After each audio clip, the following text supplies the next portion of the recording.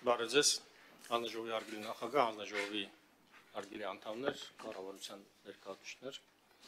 Մենք աշխատանքային կարգով քննարկել ենք եւ կառավարության առաջարկությունը ինտեգրվել է մեր նախաբանի մեջ եւ այն ունի հետեւյալ տեսք այս պահին։ Նախաբանն եմ ընթերցում միայն օրենքի։ Հայաստանի Հանրապետությունը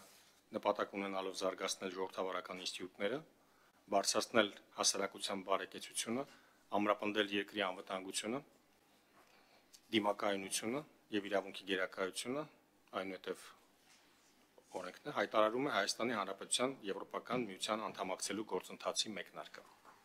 Այս տարբերակի շուրջ եկել ենք համաձայնության, համատեղ գեներացրել ենք այս տեքստը հանձնաժողովի անդամների, կառավարության ներկայացուցիչի եւ նախաձեռնող խմբի անդամների հետ։ Այսքանը։ Այսինքն պրակտիկորեն տեղի ունեցել հետևյալը, հարգելի գործընկերներ,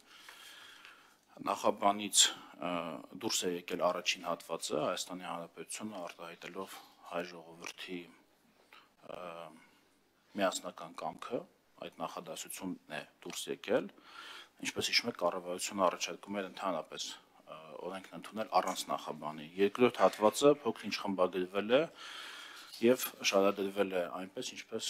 քիչ առաջ պարոն Զեյնալյանը ներկայացրեց, այն է Հայաստանի Հանրապետությունը նպատակ ունենալով զարգացնել ժողովրդավարական ինստիտուտները, բարձրացնել հասարակության բարեկեցությունը, ամրապնդել երկրի անվտանգությունը, դիմակայունությունը եւ իրավունքի գերակայությունը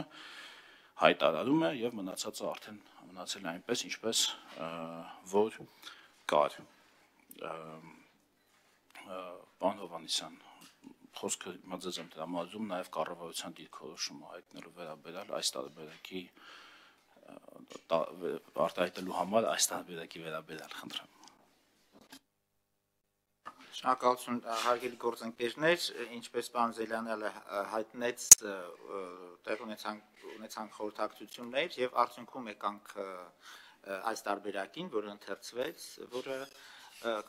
ընդունել է կառավարության համար։ Շնորհակալություն։